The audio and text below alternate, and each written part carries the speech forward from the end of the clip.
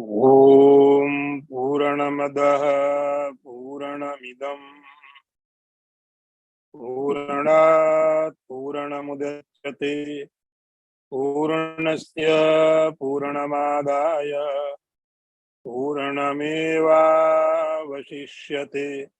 ओम शांति शांति शांति। शंकरं शंकराचार्यं केशवं वादरायणं सूत्रभाष्यकृतौ वन्दे भगवन्तौ पुनः पुनः।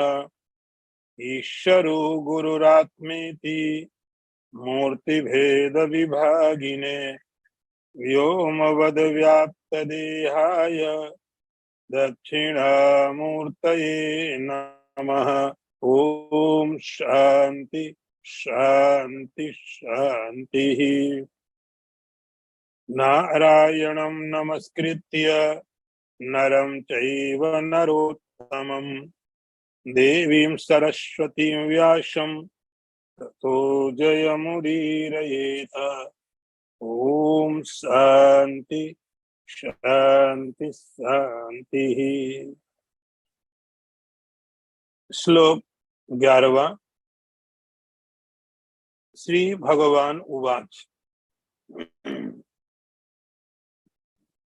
असोच्यानन्न शोचस्त्वं प्रज्ञावादांश्च भाषसे गतासु न गतासुंश्च नान शोचन्ति पंडिताः। अब भगवान ने बोला,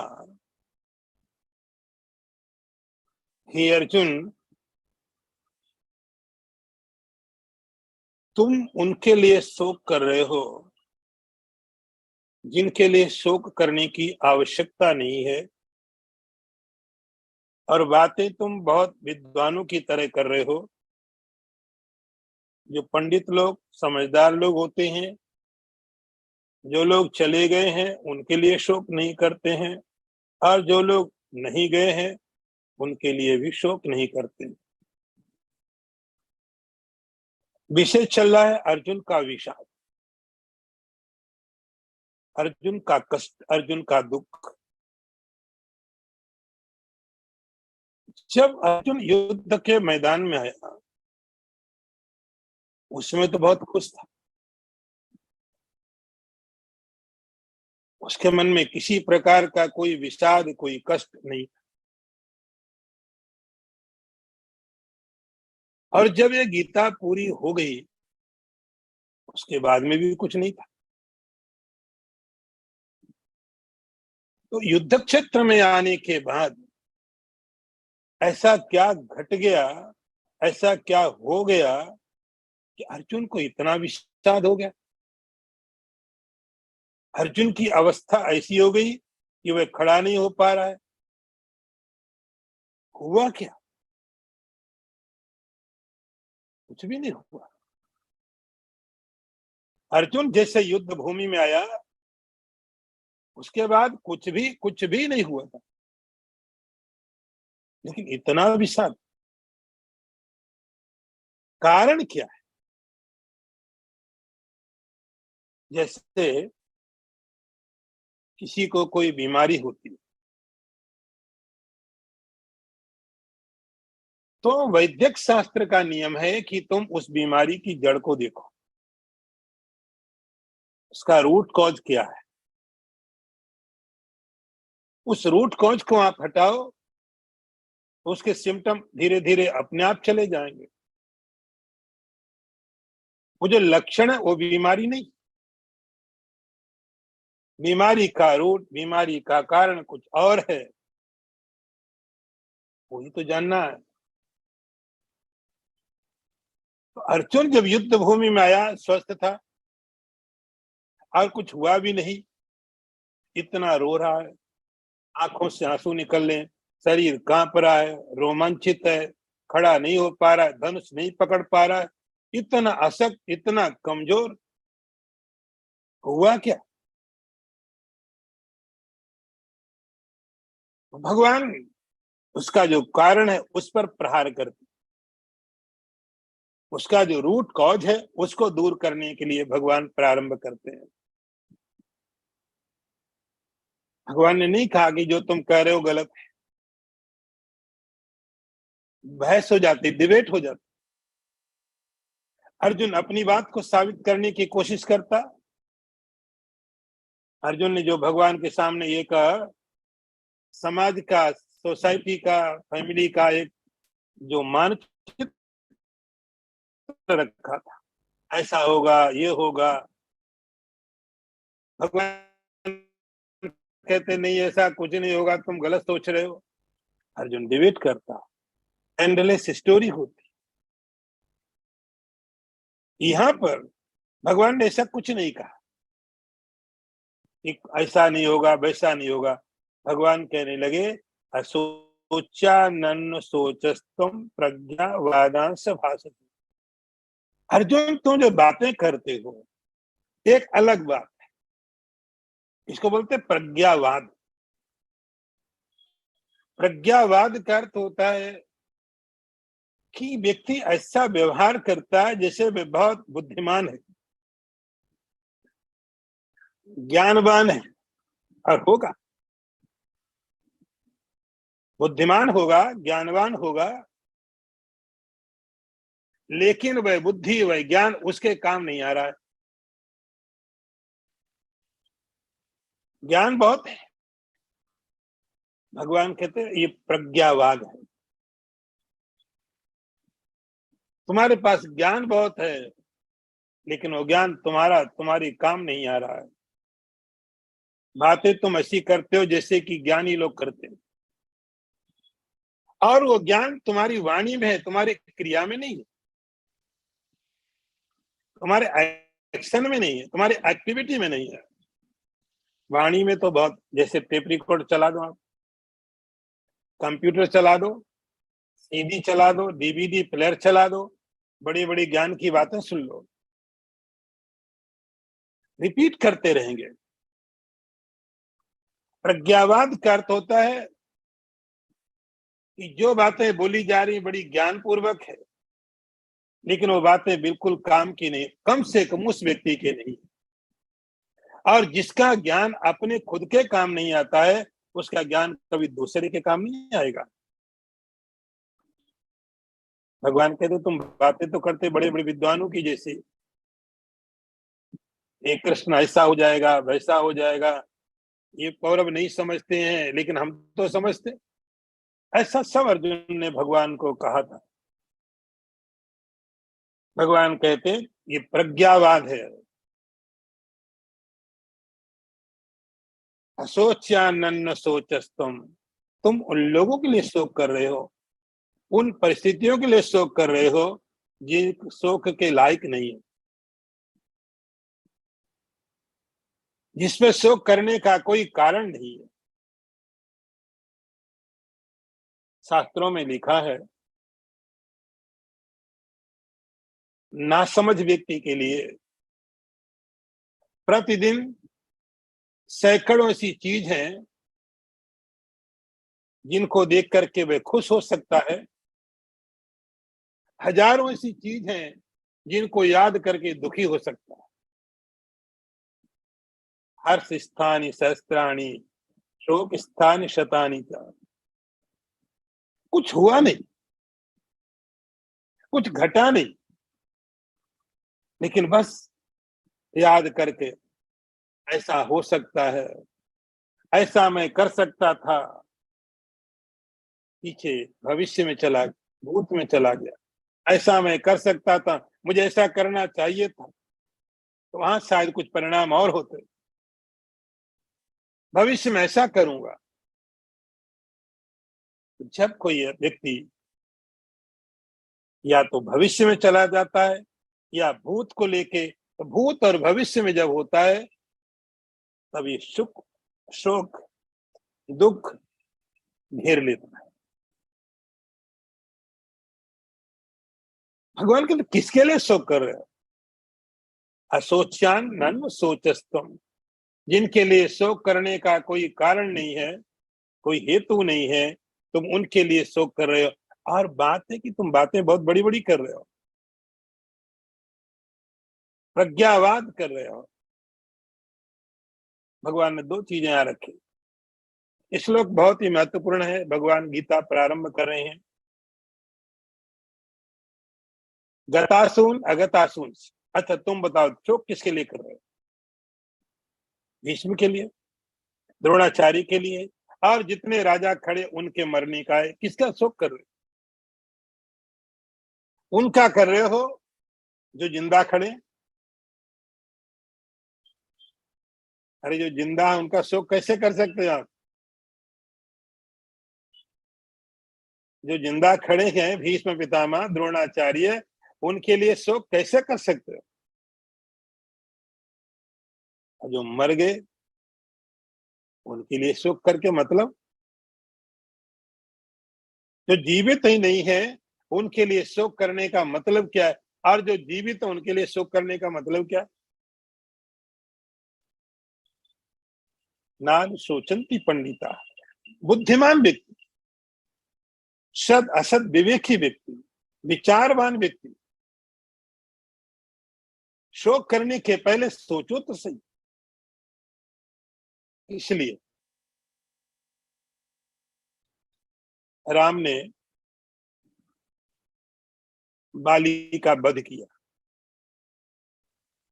बाली की पत्नी बहुत रो रही थी,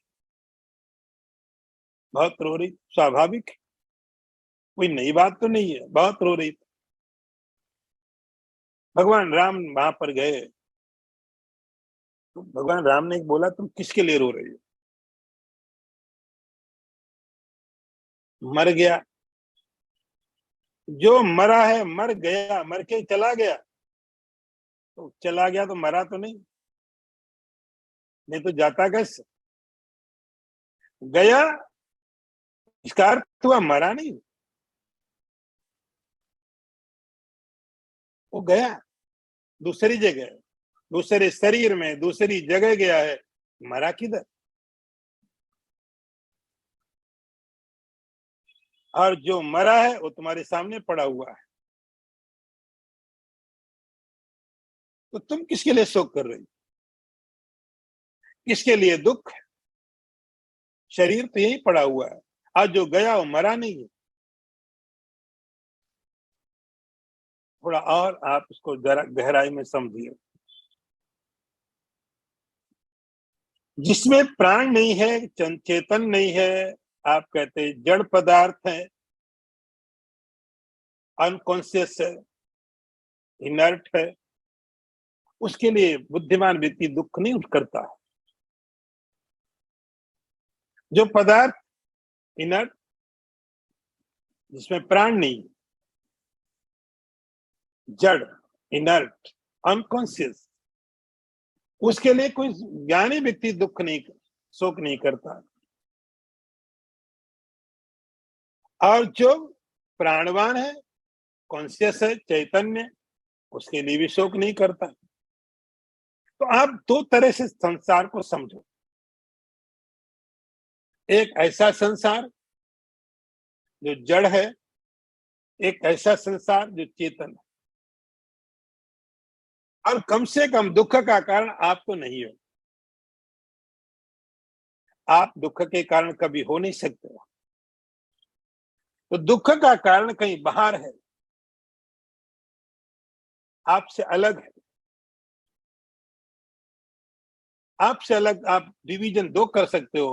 कुछ ऐसी चीजें हो सकती हैं जो प्राणवान है, और कुछ ऐसी चीजें हैं जो प्राणवान नहीं। तो जो ज्ञानी व्यक्ति है, बुद्धिमान व्यक्ति है, गतासून अगतासून, जो प्राणवान चीज है, प्राणवान का मतलब चैतन्य, आत्मा, कॉन्शियसनेस, बुद्धिमान व्यक्ति उसके लिए शोक नहीं करता। क्यों करना हो तो है। और जो अचेतन है, जड़ पदार्थ है, उनके लिए भी शोक नहीं करता। पंडित होने का अर्थ है, भगवान पंडित की डेफिनेशन दे रहे हैं, परिभाषा दे रहे हैं। पंडित बुद्धिमान। बातें करना अलग बात है। पहली लाइन भगवान ने प्रज्ञावाद लिखा है, दूसरी लाइन पंडित लिखा है। पंडित वह विचार वह बुद्धि, वह स्टेट जब ज्ञान अंदर में पच जाए।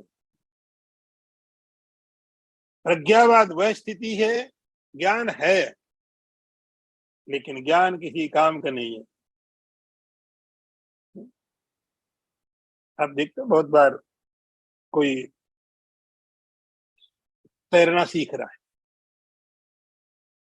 अब जो तैरना सीख रहा है बेचारा कोशिश करता है, लेकिन जो किनारे पर बैठे हुए लोग हैं जिन्हें तैरना नहीं आता, वो भी उपदेश देते रहते, अरे ऐसे तैरो, ऐसे करो, ऐसे करो। कोई मैच चल रहा है, जो प्लेयर है अच्छा खेल रहा है, लेकिन जो बाहर स्टेडियम में बैठे हुए हैं वो उसकी कमेंट्री करते हैं, वो प्रज्ञावाद, वो कमेंट कर सकते हैं, खेल नहीं सकते। जो प्रज्ञावाद करते हुआ कि ज्ञान है बताने के लिए वाणी में, लेकिन क्रिया में नहीं है। भगवान कहते हैं पंडित का अर्थ है वह बुद्धिमान व्यक्ति जिसने अपने ज्ञान को अपने काम में लिया है, जिसने अपने ज्ञान को अपने जीवन में लिया है। हे अर्जुन, बुद्धिमान व्यक्ति वह है जो जीवित है उसके लिए भी शोक नहीं करता है, और जो जीवित नहीं उसके लिए भी शोक नहीं करता। ये तो प्रकृति, तुम शोक क्यों कर रहे हो? अगला मंत्र देखिए, इसी बात को भगवान आगे बढ़ा रहे हैं। न तु एवाहम जातु नाशम न त्वम नेमे जनाधिपः न चैव न भविष्यामः सर्वे वयमतः परम। भगवान कहते हैं अर्जुन, ऐसा कभी समय नहीं होगा जब मैं नहीं होऊंगा, तुम नहीं होगे और ये राजा नहीं होंगे। हम पहले भी थे और बाद में भी रहेंगे।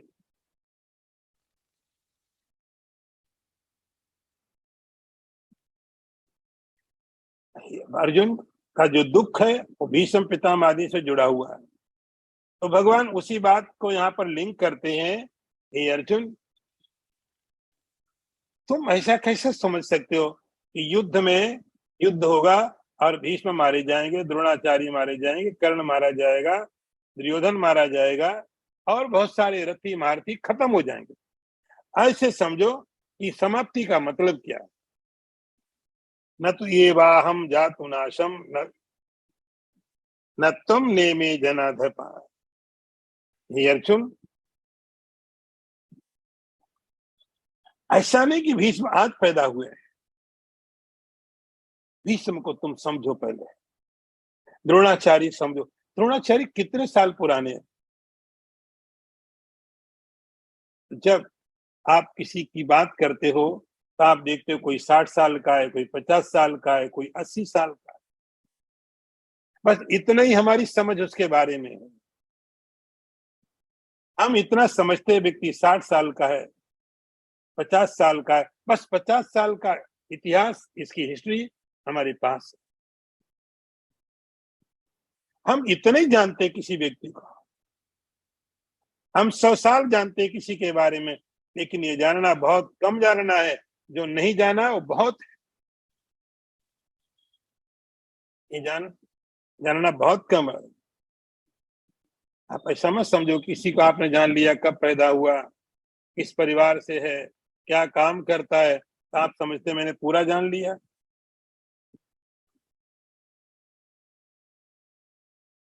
ये ज्ञान बहुत कम है। भगवान कहते अर्जुन, मैं, तुम और ये सब राजा, भीष्म, कर्ण, द्रोण, अश्वत्थामा, ये सभी लोग ऐसा मत समझो 70 साल, 80 साल, 90 साल के हैं।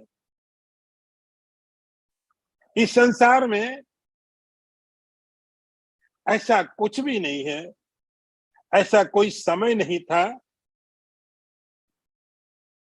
जब तुम थे नहीं। अर्जुन का देखो प्रश्न क्या है और भगवान का उत्तर क्या है। भीष्म की आयु, तुम समझते हो कि भीष्म की आयु केवल 70, 80, 90, 100 साल होगी? ये ज्ञान भीष्म के बारे में तुम्हारा बहुत कम है। ऐसा कोई समय नहीं था जब हम थे नहीं। न तु वाहम जातु नासम न तुम नेमे जनाधिपा न चैव न भविष्यामः।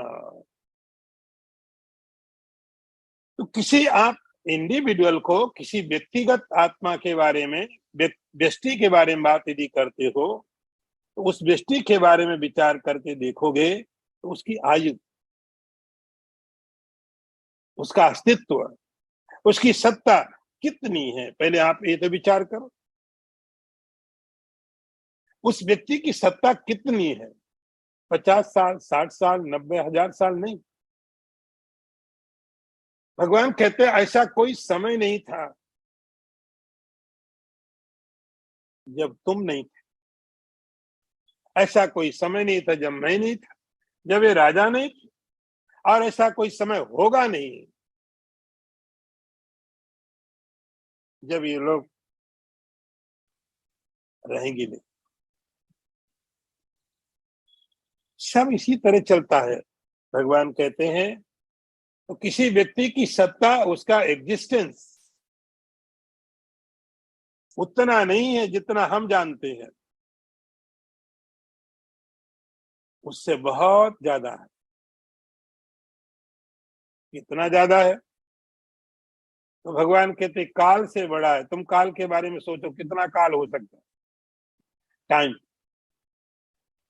आप टाइम के बारे में सोचते हो कि टाइम कितना है? 1000 साल, 1,00,000 साल, करोड़ साल, आप सोच लो। तो जब ये टाइम शुरू हुआ, इस टाइम को जानने वाला कौन था? इस टाइम को जानने वाला इतने साल हो गए, जाना किसने? जिसने जाना वो टाइम के पहले था। टाइम बाद में आया है। टाइम की स्थिति बाद में हुई है, समय बाद में आया है। पहले उसको जानने वाला था। तो भगवान कहते हैं इसलिए आप ऐसा कोई डिवीजन नहीं कर सकते हो कि वो समय था तब मैं नहीं था, भीष्म नहीं थे, द्रोणाचार्य नहीं थे, अश्वत्थामा नहीं था। अरे थे। और ऐसा कोई समय होगा नहीं कि जब हम होंगे नहीं, और ये नहीं होंगे, हम हमेशा होंगे, हमेशा थे। काल की कल्पनाएं मुझ में हुई। इसलिए अर्जुन, तुम्हारे मन के अंदर ये संशय है कि तुम युद्ध करोगे और भीष्म पितामह खत्म हो जाएंगे, समाप्त हो जाएंगे, द्रोणाचार्य समाप्त हो जाएंगे। ये समाप्ति नहीं होती है। ये द्रोणाचार्य, भीष्म पितामह, दूसरे रास्ता नहीं मिटती है। अगला मंत्र देखिए। देहिनोस्मिन् यथा देहे कौमारम यौवनम जरा तथा देहांतर प्राप्ति धीरस्तत्र न महीयति। भगवान कहते हैं अर्जुन, जिससे एक शरीर के अंदर में, शरीरवान व्यक्ति के एक शरीर के अंदर में अलग अलग समय में अलग अलग अवस्थाएं आती हैं। कभी कुमार अवस्था है, कभी यौवन है, कभी वृद्धावस्था है। इसी प्रकार से दूसरे देह की प्राप्ति हो जाती है। बुद्धिमान वो होता है जो इसमें शोक नहीं करता, इसमें मोहित नहीं होता। अब आप देखिए, भगवान उस बात को कंटिन्यू करते हैं। फिर होता क्या है कि जब कोई समय ऐसा नहीं था जब मैं नहीं था, ऐसा कोई समय होगा नहीं जब मैं नहीं रहूंगा, ये राजा नहीं, तुम नहीं रहोगे। फिर ये जो एक कल्पना है कि मैं इतने साल पुराना हूं, इतने साल के बाद मर जाऊंगा, तो ये जो जन्म और मृत्यु है, जो दुख का कारण अर्जुन का, अर्जुन इसी बात पर दुखी, द्रोणाचार्य मर जाएंगे, कर्ण मर जाएगा, भीष्म मर जाएंगे, दूसरे राजाओं का वध हो जाएगा। भगवान कहते अब तुम ठीक से देखो, एक एग्जाम्पल दिया, देहिनोस्मिन यथा देहे कौमारम यौवनम जरा, जिससे शरीर है, एक शरीर के ऊपर में अवस्थाएं आती हैं। बहुत छोटे थे, जन्म लिया, बर्थडे मनाया, क्या जिस दिन बर्थडे मनाया उसी दिन सही में पैदा उसी दिन हुए थे क्या? उसके पहले कोई सत्ता नहीं थी? जिस व्यक्ति का जन्मदिन हुआ अचानक आ गया, क्या उसके पहले सत्ता नहीं थी? था नहीं क्या हो?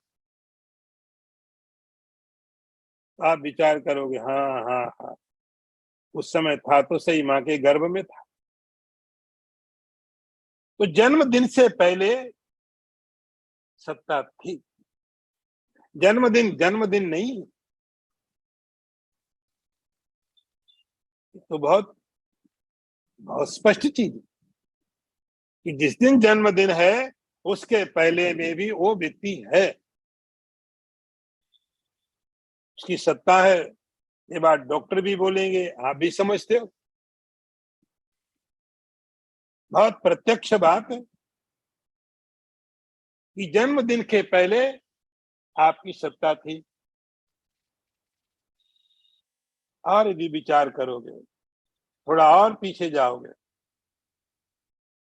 तो मालूम पड़ेगा नहीं, जिस दिन मैं जन्म गर्भ में आया उसके पहले भी कहीं था, तभी तो आया। आया मैं, आया कर तो मैं था पहले, तब मैंने उस गर्भ शरीर में प्रवेश किया, गर्भ के शरीर में प्रवेश किया। गुरु पूर्णिमा के समय हम लोगों ने ऐतरेय उपनिषद थोड़ा देखा था। ऐतरेय उपनिषद में बात समझ में आई थी, सुनने को मिली आपको। उसमें लिखा कि शरीर के अंदर में जीवात्मा प्रवेश कैसे करता है। शरीर के अंदर में शरीर है, इस शरीर के अंदर में 10 दरवाजे माने जाते हैं। दरवाजे, एंट्री पॉइंट्स, आंख, नाक, कान। इस शरीर के अंदर में जीवात्मा ने प्रवेश कहां से किया? आंख से शरीर में गया, शरीर का निर्माण हो गया। शरीर का निर्माण होने के बाद फिर इसके अंदर उसने प्रवेश किया। जिससे आप अपने घर को बना के घर में प्रवेश करते हो, आपको घुसने के लिए दरवाजे बनाए जाते हैं, आप यहां से घुसे। इस शरीर के अंदर में जीवात्मा ने प्रवेश कहां से किया? वहां लिखा है कि शरीर के अंदर में जीवात्मा ने प्रवेश किया था मूर्धा से, जिसको आप सहस्त्रार बोलते हो। सहस्त्रार, यहां सिर के ऊपर वाले भाग से, सिर के ऊपर वाले भाग से जीवात्मा शरीर में प्रवेश करता है। तो शरीर पहले जड़ था। जब शरीर का निर्माण हुआ गर्भ में, तब शरीर जड़ था। जैसे ही जीवात्मा ने इसमें प्रवेश किया, यह चेतनता आ गई, आंखों में, कानों में, शरीर के हर एक हिस्से में चेतनता आ गई। इसके कारण जब उस चैतन्य ने इसमें प्रवेश किया, तो जैसे प्रवेश किया, तो प्रवेश कर किया मतलब इसके पहले वो था, तब इसने शरीर में प्रवेश किया। तो देखो, जिस दिन जन्म हुआ, जन्मदिन से पहले आपकी सत्ता थी।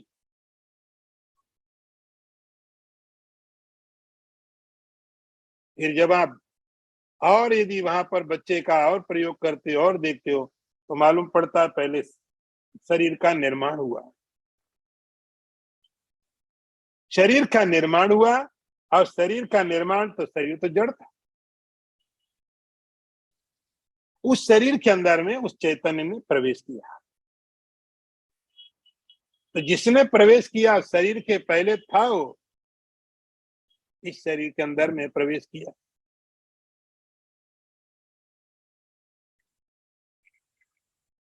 चैतन्य भाव मालूम पड़ने लग गया। तो शरीर में घुसने के पहले उसकी सत्ता थी, उसका अस्तित्व था।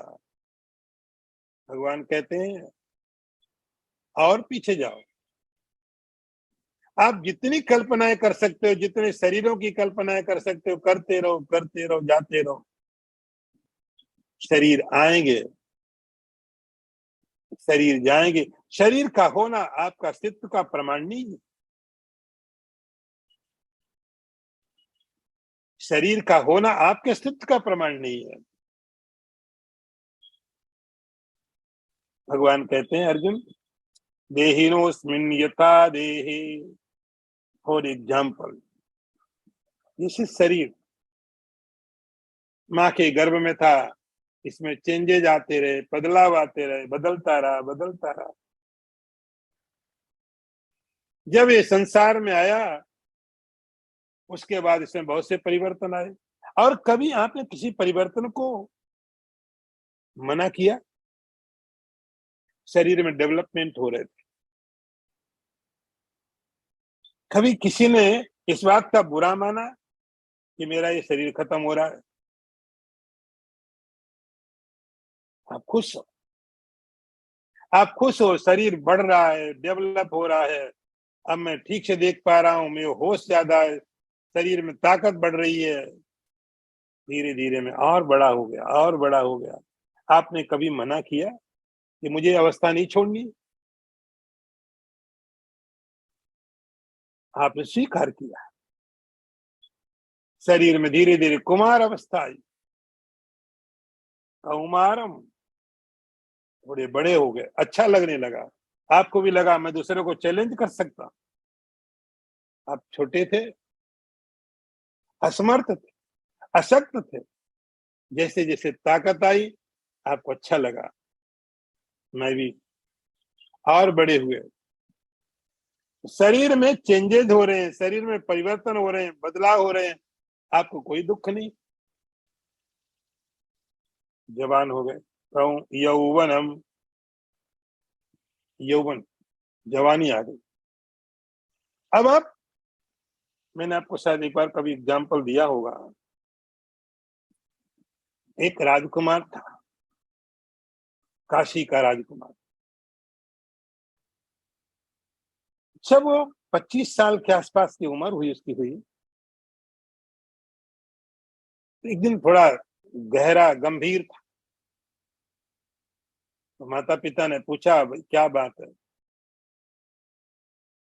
क्या चिंता है? बोले चिंता नहीं है, मैंने एक लड़की से प्रेम किया है, मैं उससे शादी करना चाहता हूँ। बोले इसमें क्या समस्या है? तुम राजकुमार हो, तुम बताओ लड़की का नाम पता? बोले नहीं, नाम पता कुछ मालूम नहीं है, मैंने लड़की को नहीं देखा है, मैंने उसका फोटो देखा है। फोटो दिखा, हम तो राजा। उसने महल के अंदर में से एक फोटो निकाल के अपने माता पिता को दिखाया, ये लड़की का फोटो। राजा ने बोला इसे तुम्हारी शादी नहीं हो सकती। उसने कहा मैं इसीलिए सीरियस था, मुझे पता आप मेरी शादी वानी करो जिसे मैं चाह रहा हूं। राजा ने कहा नहीं, इससे शादी नहीं हो सकती। बोले क्यों नहीं हो सकती? ये लड़की मुझे बड़ी अच्छी लगी। बोले मालूम ये लड़की कौन है? बोले कौन है? तुम पहचानते हो? बोले नहीं, पहचान कैसे सकता हूँ, उस बहुत छोटी बच्ची थी उस समय। राजा ने कहा आज से 20 साल पहले एक ड्रामा प्ले किया गया था, उस ड्रामा में राजकुमारी का एक रोल था, छोटी राजकुमारी का। और वो राजकुमारी का रोल मालूम किसने किया? तुमने ही किया था। ये कपड़े तुमको पहनाए गए, ये तुम्हारा फोटो है, और तुम्हारी शादी तुमसे कैसे कर देंगे?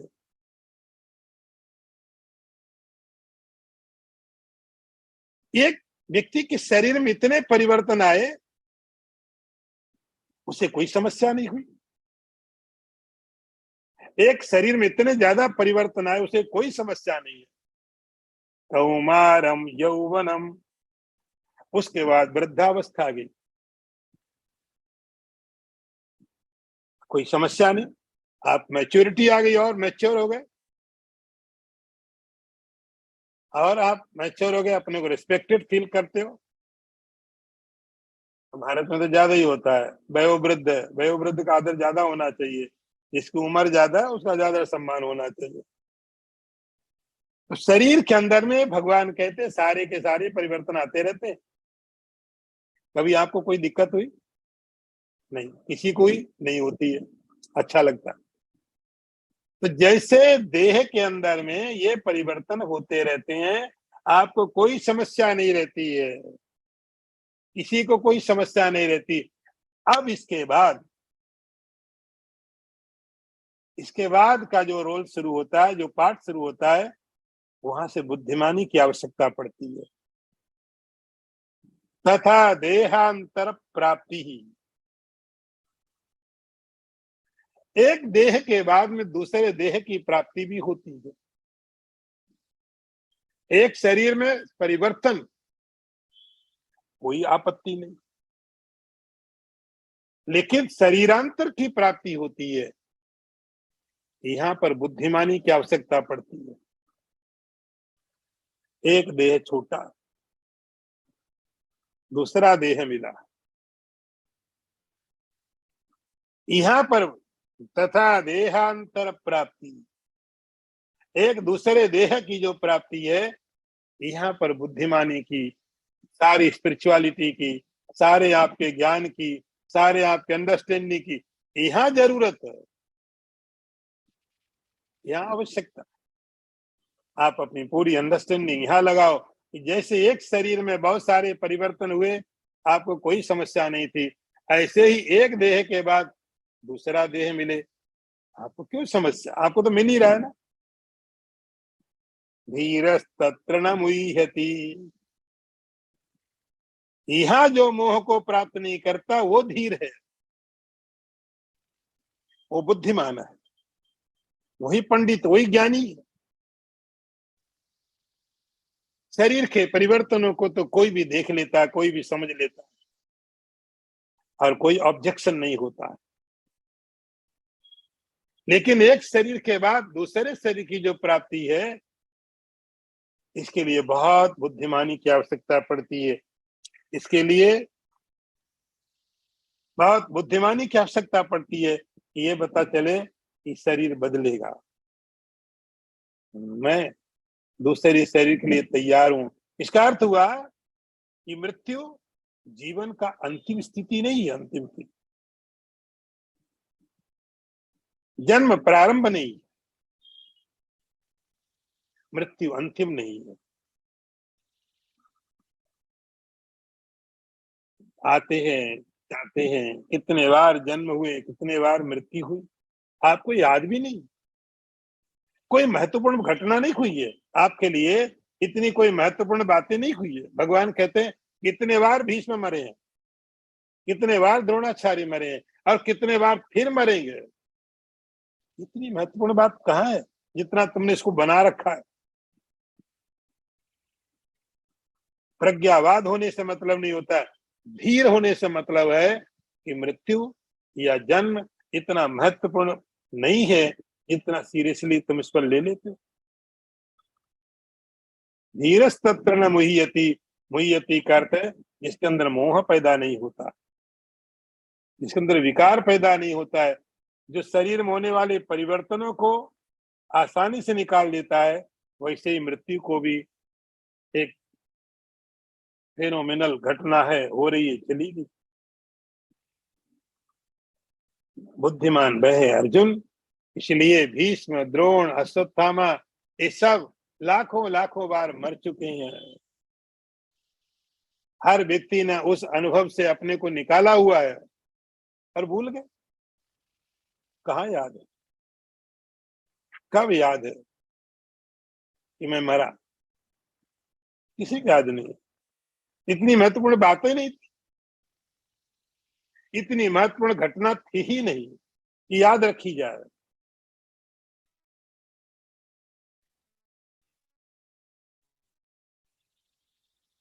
व्यक्ति उसमें कोई मोह पैदा नहीं करता अपने आप को।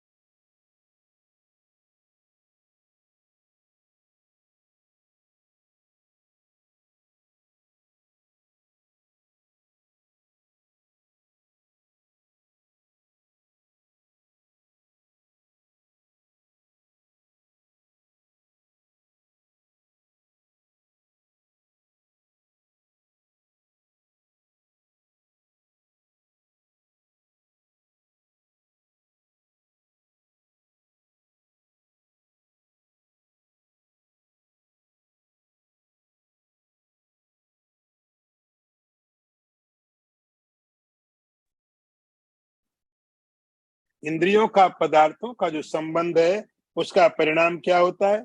सुख और दुख, सर्दी गर्मी द्वंद्वात्मक, आगम अपाई, ये आने जाने वाले हैं, अनित्य है, इनको तुम बर्दाश्त करो। भगवान ने कुछ तथ्य बता दिए जीवन के। भगवान ने जीवन की कुछ तथ्य सत्यता बता दी।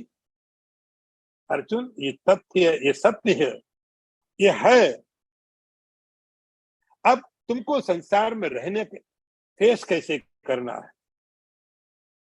तो भगवान कहते हैं, मात्रा स्पर्शास्तु कौन्तेय, ये कौन्तेय, शरीर और इंद्रिय और पदार्थों का जब भी संबंध होगा, उसका परिणाम क्या होगा? द्वंद्वात्मक, दो रूप से, सुख दुख। या तो आपको सुख देगा या दुख देगा। कोई भी पदार्थ, कोई भी पदार्थ द्वंद्वात्मक होता है, और द्वंद्वात्मक उसको हम करते हैं। ये मुझे पसंद नहीं है, ये मुझे पसंद है। आपने जहां पदार्थ के साथ में जोड़ दिया, ये वस्तु, ये व्यक्ति, ये स्थान, परिस्थिति, आई लाइक या आई डिसलाइक। तो जैसे आपने अपने बीच में धारा जोड़ दी, विचार जोड़ दिया, दुख देने वाला और सुख देने वाला हो जाता। तो भगवान ने बहुत सिंपल रूप से एक सिद्धांत बता रहे हैं, अर्जुन, इस संसार में जो भी पदार्थ है, जिसका भी आपकी इंद्रियों के साथ संपर्क होगा, वह सुख देने वाला, दुख देने वाला और द्वंद्वात्मक होगा। आगमा पाइना, ये जो संबंध है, इसके द्वारा होने वाले जो परिणाम है, ये कैसे आने जाने वाले हैं। अब देखते, कभी कभी कोई चीज आज आपको अच्छी लग रही है, एक महीने बाद पता चला आई डोंट लाइक। क्या हो गया? कुछ भी स्थित नहीं यहाँ पर है, कुछ परमानेंट नहीं है। भगवान कहते हैं, ये सब जितने पदार्थ इंद्रियों का संबंध है, वो सब द्वंद्वात्मक है। पदार्थों का हमेशा ही अनुभव आपको द्वंद्वात्मक होगा, द्वंद्व रूप से होगा, या अच्छा या खराब, हानि लाभ, सुख दुख, जीवन मृत्यु, अच्छा बुरा, मित्र शत्रु। यही संसार की स्थिति है। तो संसार का जो अनुभव होगा, भगवान कहते हैं द्वंद्वात्मक होगा, और आत्मा का अनुभव एकात्मक होगा, अद्वैत के रूप से, नन डुअलिटी। तो संसार में कैसे रहना है, भगवान कहते हैं कि जितने भी पदार्थों से आपका संपर्क होगा, शीतोष्ण अर्थात समस्त द्वंद्व के रूप से सुख दुख देने वाला होगा। आगमा पायनो नित्यः, आने जाने वाला है, अनित्य है। ये अर्जुन, इसलिए अब करना क्या है, ये तो आपको बताया, पहले तो आत्मा का नेचर बता दिया। अब संसार के साथ जब आपका संबंध होता है, उसके कैसे कैसे आपके जीवन में परिणाम आते वो बता दिया। अब आपको करना क्या है, तान तितिक्षस्सु भारत। ये अर्जुन, इनको सहन करो। इनको सहन करने का अर्थ हुआ, ये जैसे उनको वैसा स्वीकार कर लो। ऐसा नहीं कि सहन करना है कि कोई आपको मार रहा है, आप बर्दाश्त कर रहे हो। शांति तिक्षस्सु भारता का अर्थ हुआ, भगवान कहते दोनों की रियलिटी आप स्वीकार कर लो, तथ्यता को समझो उसका। आगमा पायनो, आने वाले हैं, जाने वाले हैं। तुम देख रहे हो, आगमा तुम भोगता हो, सामने कोई पदार्थ आया, उसने अपने को दिखाया, आगे बढ़ गया। जैसे आप स्टेज में आगे बैठे हो, स्टेज पर ड्रामा चलता है, इधर से कोई आया, अपना रोल प्ले किया, आगे निकल गया। दूसरा कोई आया, उसने अपने आप को जो दिखाना था दिखाया, आगे बढ़ गया। तीसरा आया, उसने जो भी करना था करके आगे बढ़ गया। और आप देख रहे हो, ये सब आपको दिखा रहे हैं, सुख दुख, हानि लाभ। ये संसार अपने आप को आपके आगे प्रकट कर रहा है, दिखा रहा है। अरे तुम देखो बस, इन्वॉल्व मत हो जाओ। शांति तितिक्षस्सु का अर्थ है, इनको देखो, एंजॉय भी करो। इतनी मेहनत करके दिखा रहे हैं, इतनी मेहनत करके सृष्टि बनाई, अब आप एंजॉय क्यों नहीं करते हो? लेकिन एंजॉय करने के लिए आपको इन्वॉल्व होना नहीं है, अटैच होना नहीं है, नहीं तो इन्वॉल्व आप एंजॉय नहीं कर पाओगे। शांति तितिक्षस्सु भारत, भगवान क्या कह रहे हैं, आप ये नहीं कह रहे सुख को एंजॉय करो, दुख आया जरा उसको भी एंजॉय करो ना। शीतोष्ण सुख दुखेषु, जीवन में सुख तो आपको बड़ा अच्छा लगता है। आध्यात्मिक साधना कहती है, भगवान मैसेज देते हैं कि जब जीवन में जिसको आपने दुख समझा है, दुख आपने समझा है, अरे उसको भी तो एंजॉय करके देखो। शांति तितिक्षस्सु भारता, भगवान कहते हैं उनको सहन करो। सुख आता है उसको भी देखो, दुख आता है उसको भी एंजॉय करो। अर्जुन, अगला मंत्र भी देखिए, यम ही ना व्यथयन्ते ते पुरुषम पुरुषर्षभ, सम दुख सुखम धीरम सो अमृतत्वाय कल्पते। भगवान कहते हैं अर्जुन, हे पुरुषर्षभ, मनुष्यों में श्रेष्ठ अर्जुन, जिस पुरुष को ये दोनों व्यथित नहीं कर पाते हैं, जो सुख और दुख दोनों को समान समझ लेता है, ऐसा धीर व्यक्ति ही अमृतत्वाय, अमृतत्व के लिए योग्य माना जाता है। अमृतत्व का अधिकारी वह होता है जो इन दोनों को ठीक समझे। भगवान कहते हैं पुरुषार्षभ, मनुष्यों में श्रेष्ठ अर्जुन, जिस व्यक्ति के आगे दोनों चीज आती हैं, सुख भी आया, दुख भी आया, हानि भी आई, लाभ भी आया, सम्मान भी आया, अपमान भी आया, और तुम देख रहे हो बड़ा अच्छा काम किया। सम सम इक्वानिमिटी, सम का अर्थ दोनों समान है। आप दोनों समान कब होंगे? यदि आप सुख को देखोगे, सुख को अनुभव करोगे, तो आपके चित्त के अंदर सुख के आकार की वृत्ति बनेगी। दुख को अनुभव करोगे तो दुख के आकार की वृत्ति बनेगी। दोनों समान नहीं हो सकते हैं। दुख का एक्सपीरियंस अलग है, सुख का एक्सपीरियंस अलग है। सम कैसे? सम कैसे? जब तक आपके अंदर सुख की वृत्ति नहीं बनेगी, सुख आपको मालूम नहीं पड़ेगा। दुख की वृत्ति नहीं बनेगी तो दुख मालूम नहीं पड़ेगा। तो भगवान कहते दोनों सम है। तो आप थोड़ा इसके रूट में जाइए। वृत्ति किसी कारण आपके मन में सुख की बनेगी, कभी दुख की बनेगी। वृत्ति बनने दो। वृत्ति सुखाकार होगी, विचार थॉट आपका होगा उस शेप में।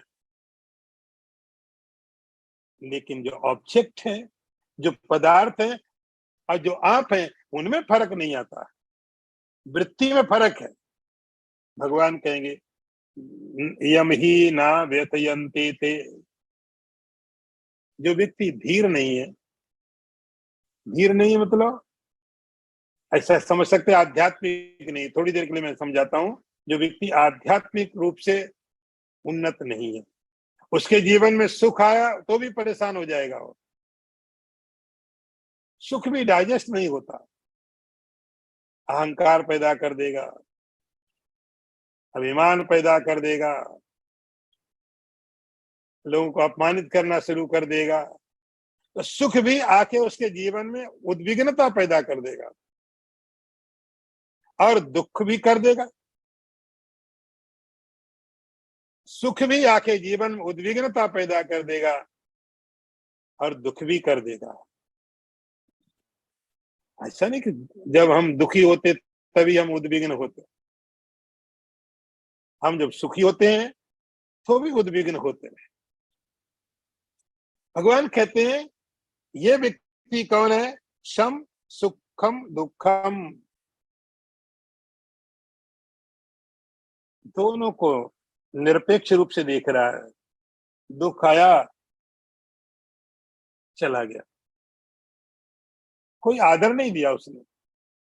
दुख आया, वो भी अपना काम करके चला गया, उसका भी कोई रिस्पेक्ट नहीं है। भगवान कहते हैं आप कैसे भी समझो, आपका प्रारब्ध ये मान लो। आपके प्रारब्ध से सुख आए दुख आए चले गए, ये अनित्य है। या ऐसा समझो आप दृष्टा हो, ड्रामा चल रहा है, तो आपके जीवन में व्यथा व्यथा समझ रहे ना, यम ही ना व्यथयन्ते ते। जिसको व्यथित नहीं करते हैं, व्यक्ति को सुख भी व्यथित करता है, दुख भी व्यथा दुख देता है, सुख भी दुख देता है। भगवान कहते जिसको न सुख सुखी करता है, न दुख सुखी करता है, न सुख उसको दुखी करता है, न दुख उसको दुखी करता है, उस व्यक्ति को नाम भगवान याद देते धीर। दोनों चीजें आई और बिना किसी इंप्रेशन डाले आगे निकल गई। हे अर्जुन, ऐसा व्यक्ति अमृतत्वाय कल्पते।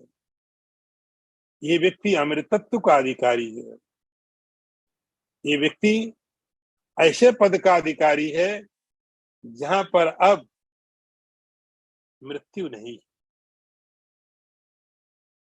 जिस मृत्यु से तुम्हें भय लग रहा है, भीष्म मर जाएंगे, द्रोणाचार्य मर जाएंगे, ये जो मृत्यु देख के तुम डर रहे हो, ये तब तक चलने वाला है जब तक कोई व्यक्ति इस स्थिति से नहीं निकल जाता है। तब तक ये चीजें अनिवार्य है। इस स्थिति में जाने के बाद में अमृतत्वाय कल्पते, उसको अमृतत्व की प्राप्ति होती है। ओम पूर्णमदः पूर्णमिदं पूर्णात् पूर्णमुदच्यते पूर्णस्य पूर्णमादाय पूर्णमेवावशिष्यते। ओम शांति शांति शांति। शंकरं शंकराचार्यं केशवं वादरायणं सूत्रभाष्यकृतौ वन्दे भगवन्तौ पुनः पुनः। ईश्वरो गुरुरात्मेति मूर्तिभेद विभागिने व्योमवद्व्याप्तदेहाय दक्षिणामूर्तये नमः। ओम शांति शांति शांति। नारायणं नमस्कृत्य नरं चैव नरोत्तमं देवीं सरस्वतीं व्यासं ततो जयमुदीरयेत। ओम शांति शांति।